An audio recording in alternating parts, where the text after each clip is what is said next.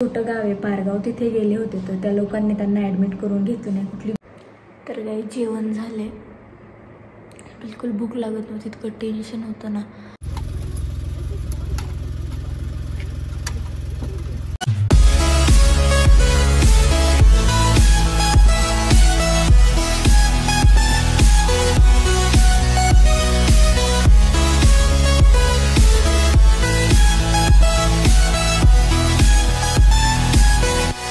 High guys, welcome to my channel. तर आजचा video खूप डेंजर आणि खूप टेन्शन देणार आहे. तुम्हाला सांगते, माझं हॉस्पिटल काय सुटत नाही आहे. म्हणजे मी हॉस्पिटलमध्ये काम करते, पण ही घरचे जे हॉस्पिटल आणि जे दुखणे आजार चालू आहेत ते इतके चालू आहेत भयंकर, माहिती का.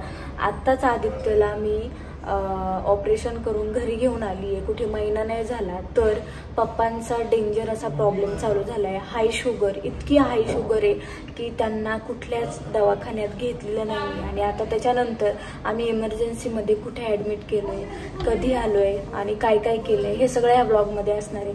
तर हा व्हिडिओ शेवटपर्यंत बघा आणि खूप सारं प्रेम द्या, लाईक करा, कमेंट करा आणि चॅनलला सबस्क्राईब केलं नसेल तर सबस्क्राईब करा.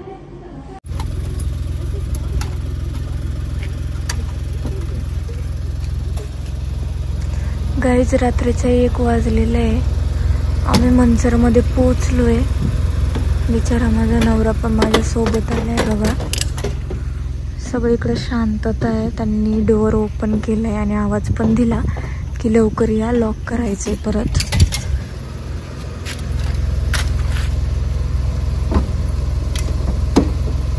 थँक्यू म्हणा. थँक्यू. थँक्यू. हो हो हो.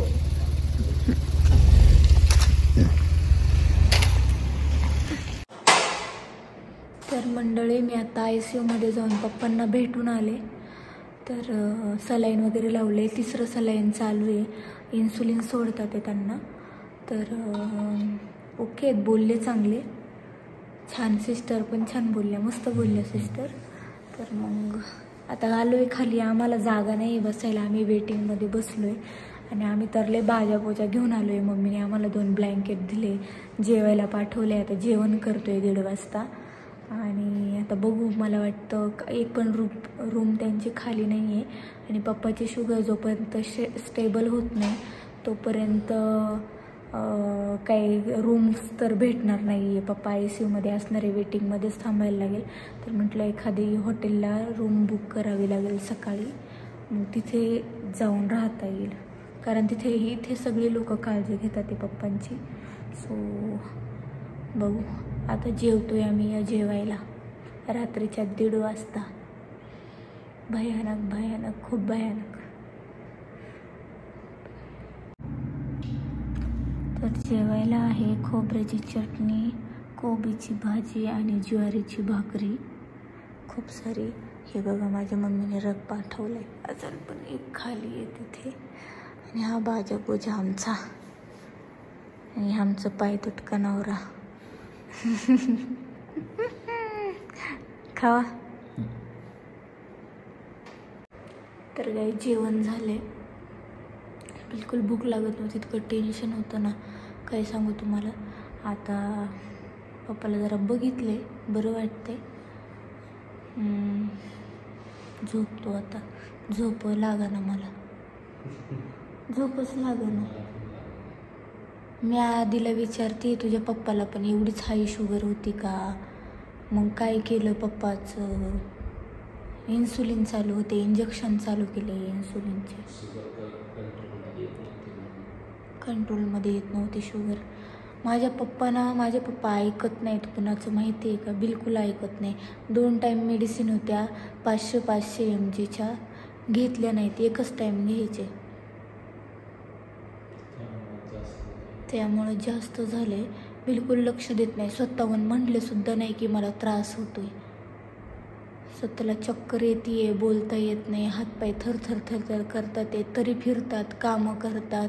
पण म्हटले नाही की मला ॲडमिट करा, की मला काहीतरी होतंय, मला त्रास होतोय, मला काहीतरी बघा, काहीच नाही बोलले. हे स्वतःहून सगळं आम्ही केलं, टेस्ट वगैरे, तेव्हा कळलं. इतकी हाय शुगर आहे. जर बघितलं नसतं ना अजून एखादा महिना किंवा 15 दिवस किंवा 8 दिवस, डॉक्टर तर म्हटलं खूप इमर्जन्सी, तुम्हाला ॲडमिट करायला लागेल. अवघड आहे, कसं होणार. दुसऱ्या हॉस्पिटलला नाहीच घेतलं, तेच ना, ह्याच हॉस्पिटलला घेतलं आहे कारण इथे मोठं आहे हे थोडं, त्यामुळे ह्याला घेतलं आहे. नाहीतर पहिलं दुसरीकडे गेले होते तिथं नाही घेतलं.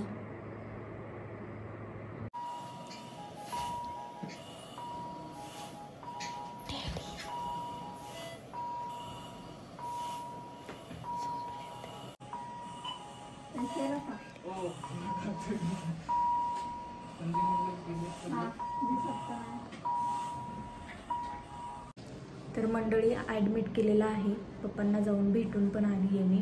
तर मला म्हणतं ते काय नाही होत, मला कशाला ॲडमिट केलं, एकदा जाऊन बघून आली आहे. आणि आता सकाळी पण मी त्यांना व्हिजिट केली, तिथे जाऊन आली आहे.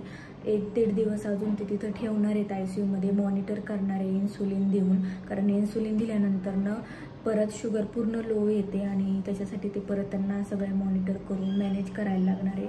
सो 2 दिवस तरी म्हटले की ठेवतील. आता बघूया कसं होतं आहे, काय होतं आहे. तर पप्पा बिलकुल ऐकत नाही आहेत माझे आणि मला काय होत नाही म्हणून 800 शुगर असूनसुद्धा तसंच करतात. ते छोटं गाव आहे पारगाव, तिथे गेले होते तर त्या लोकांनी त्यांना ॲडमिट करून घेतलं नाही, कुठली गोळी इंजेक्शन दिलं नाही. ते बोलले तुम्ही आत्ताच्या आत्ता तुमच्या मुलीकडे जा पुण्याला आणि तिकडे ट्रीटमेंट घ्या, इथे काहीच करू शकत नाही आम्ही, इतकं डेंजर परिस्थिती होती. म्हणजे जर त्यांना ॲडमिट केलं नसतं अर्जंटमध्ये तर 1-2 दिवसामध्ये त्यांचा काय झालं असतं काहीच सांगू शकलो नसतो, कारण त्यांच्या हार्टच्या सगळ्या टेस्ट हाय रिस्कच्या पुढे गेल्या होत्या. म्हणजे हार्टचा त्यांना इश्यू झाला असता आणि शुगर कंट्रोल नसल्यामुळे काही डॉक्टर करू पण शकले नसते, कंट्रोल नाही आहे शुगरवर. त्यामुळे तर देवाच्या कृपेने सगळं व्यवस्थित वेळेत कसं बुद्धी दिली देवाने आणि आम्ही ब्लड टेस्ट करायला घेऊन गेलो मम्मी पप्पाच्या. तर मम्मीच्या सगळ्या टेस्ट ओके आल्या, पण पप्पाचं काही खरं नव्हतं. तर गाईज कसा वाटला ब्लॉग नक्की सांगा कमेंटमध्ये, लाईक करा, कमेंट करा, शेअर करा आणि खूप सारी प्रार्थना करा की माझे पप्पा व्यवस्थित ठीकठाक होऊ देत, त्यांची शुगर नॉर्मल लेवलला येऊ देत, म्हणजे लवकर आम्ही घरी जाऊ. 3 दिवस तरी ठेवतील बोलले तर ते आत्ता ICUमध्ये आणि मे बी उद्या पण ICUमध्येच असतील. तर बघूया लवकर रिकव्हरी व्हावी असं देवाकडे प्रार्थना करतोय. आणि आता झोपतो इथे वेटिंग एरियात. लवकर उठून मग हॉटेलची रूम बुक करावी लागणार आहे, कारण आधी पण आला आहे माझ्यासोबत, त्याला पण नव्हतं जमत आहे की पप्पा इकडे हॉस्पिटलमध्ये, तो म्हटला नाही मी पण येणार आहे, तो पण आला आहे माझ्यासोबत. सो त्याच्यासाठी रूम बघायला लागणार आहे. तर करूया काहीतरी, भेटूया नेक्स्ट ब्लॉगमध्ये. आता तुमच्या प्रेची खूप सारी गरज आहे, खूप सारं प्रेम द्या. Bye bye.